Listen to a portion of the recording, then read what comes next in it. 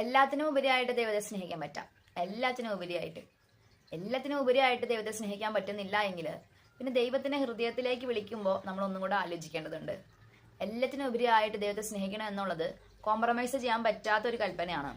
അപ്പം ഞാനൊരു കാലത്ത് പറഞ്ഞിരുന്നു, ഇല്ല എനിക്ക് ചില ആൾക്കാർ ഇഷ്ടമാണ്, ഞാൻ അവർക്ക് വേറെ ആരുമില്ല, ഞാൻ മാത്രം ഉള്ളതുകൊണ്ട് ഞാൻ അവരെ സ്നേഹിക്കാം എന്ന് ഞാൻ പറഞ്ഞിട്ടുണ്ട്. കർത്താവ് നിന്നെ സ്നേഹിക്കാൻ കുറേ പേരുണ്ടല്ലോ, പക്ഷെ നിങ്ങൾ ആരെയൊക്കെ അങ്ങനെ ദൈവത്തിനേക്കാൾ ഉപരിയായി സ്നേഹിക്കുന്നു, അല്ലെങ്കിൽ നിങ്ങൾ എന്തിനെയൊക്കെ ദൈവത്തെക്കാൾ ഉപരിയായി സ്നേഹിക്കുന്നു, അതെല്ലാം നിങ്ങൾക്ക് വേദന തരുന്നൊരു കാലം ജീവിതത്തിൽ ഉണ്ടാകും.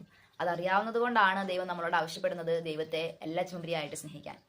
റിജക്ഷൻ ഇല്ലാത്ത സ്നേഹം, മനസ്സിലാക്കപ്പെടുന്ന സ്നേഹം, നിബന്ധനകളില്ലാത്ത, കണ്ടീഷൻ ഇല്ലാത്ത സ്നേഹം, പിന്നെയും പിന്നെയും അപ്ഡേറ്റ് ചെയ്തുകൊണ്ടേയിരിക്കുന്ന സ്നേഹം, നിങ്ങളെ തന്നെ പിന്നെയും പിന്നെയും ചൂസ് ചെയ്തുകൊണ്ടിരിക്കുന്ന സ്നേഹം, നിഷ്കളങ്കമായ സ്നേഹം, ആത്മാർത്ഥമായ സ്നേഹം, അങ്ങനെ സ്നേഹത്തിന് എന്തൊക്കെ പോസിറ്റീവായിട്ടുള്ള ഡെഫിനേഷൻസ് ഉണ്ടോ അതെല്ലാം നിങ്ങൾക്ക് ലഭിക്കുന്ന ഒരിടമാണ് സക്രാരി, അപ്പന്റെ സന്നിധി, ദൈവസന്നിധി എന്ന് പറയുന്നത്. അപ്പം നിങ്ങൾ ഒരാൾക്ക് എന്തുമാത്രം പ്രാധാന്യം കൊടുക്കുന്നുണ്ടെന്നുള്ളതാണ്. നിങ്ങൾ വിവാഹത്തിലേക്ക് വരുമ്പോൾ ബൈബിളിൽ പറയുന്ന അപ്പനും അമ്മേനും വിട്ട് അവളുടെ അടുത്തേക്ക് പോകും.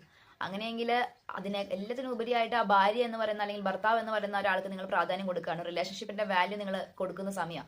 അങ്ങനെയെങ്കിൽ നിങ്ങൾ ദൈവത്തിന് എന്ത് വാല്യൂ കൊടുത്തിട്ടുണ്ട്? അപ്പം നമുക്ക് ദൈവത്തിനെ സ്നേഹിക്കുക എന്ന് പറയുമ്പോൾ നമ്മൾ എന്തുമാത്രം സ്നേഹിക്കുന്നുണ്ട്? ഒരു ഇത്തിരി സ്നേഹമാണോ, അല്ലെങ്കിൽ നമ്മുടെ ആവശ്യങ്ങളൊക്കെ നടത്താനുള്ള ഒരു സ്നേഹമാണോ, അല്ലെങ്കിൽ നമ്മുടെ ഒരു ലിമിറ്റുള്ള സ്നേഹമാണോ, അല്ലെങ്കിൽ ചില കാര്യങ്ങൾക്ക് വേണ്ടി ആ സമയത്ത് മാത്രമാണോ സ്നേഹിക്കുന്നത്? അങ്ങനെയൊക്കെ സ്നേഹിച്ചിട്ട് നിങ്ങൾക്ക് ദൈവാനുഭവം ഉണ്ടാവില്ല. നിങ്ങൾ നിരായുധരാകണം, നിങ്ങൾ നിസ്സഹായം, എന്ന് നിങ്ങളിൽ ഒന്നുമില്ലാത്ത ഒരവസ്ഥയുണ്ട്. ആ അവസ്ഥയിലേക്ക് നിങ്ങൾ വരുമ്പോൾ ദൈവത്തിലേക്കുള്ള നിങ്ങളുടെ ഒരു അന്വേഷണം വളരെ തീവ്രമായിട്ടുണ്ടാവും. അതുണ്ടാകുന്ന സമയത്ത് നിങ്ങളുടെ എല്ലാം ദൈവമായിട്ട് മാറും. എനിക്ക് ദൈവം മാത്രമേ ഉള്ളൂ. എനിക്ക് ചിലർ പറയാറില്ലേ ജീവിതത്തിന്റെ ചില സമയങ്ങളിൽ എനിക്ക് ദൈവം മാത്രമേ ഉള്ളൂ. അങ്ങനെ ഒരു അവസ്ഥയിലേക്ക് അവരെ കൊണ്ടുവന്നിട്ട് ദൈവാനുഭവം അവർക്ക് ഉണ്ടാകുന്നത് അവരുടെ ജീവിതത്തിലെ തന്നെ ഏറ്റവും വലിയൊരു അനുഗ്രഹമാണത്. അപ്പോൾ അവർ നഷ്ടപ്പെട്ടു പോയവരായിരിക്കാം, ഉപേക്ഷിക്കപ്പെട്ടു പോയവരായിരിക്കാം, പക്ഷെ അവർക്ക് ദൈവത്തെ കിട്ടിയെങ്കിൽ അതിലും വലിയ അനുഗ്രഹം വേറെ എന്താ ഉള്ളത്? ദൈവം ഉണ്ടായാൽ എല്ലാം ഉണ്ടാവും. അപ്പൊ നമ്മൾ വിചാരിക്കുന്നത് ഇതുണ്ടായിട്ട് പിന്നെ പ്രാർത്ഥിക്കാം, അല്ലെങ്കിൽ അതൊക്കെ ആയിട്ട് പിന്നെ പ്രാർത്ഥിക്കാം, ഇപ്പൊ ദൈവത്തിനെ പിന്നെ വിളിക്കാന്നാ. ദൈവത്തിനെ ആദ്യം വിളിക്കുക, ബാക്കിയെല്ലാം തന്നെ വന്നുകൊള്ളും. നിങ്ങൾ അവിടുത്തെ രാജ്യവും നീതി അന്വേഷിക്കുക, ബാക്കിയെല്ലാം കൂട്ടിച്ചേർക്കപ്പെടും.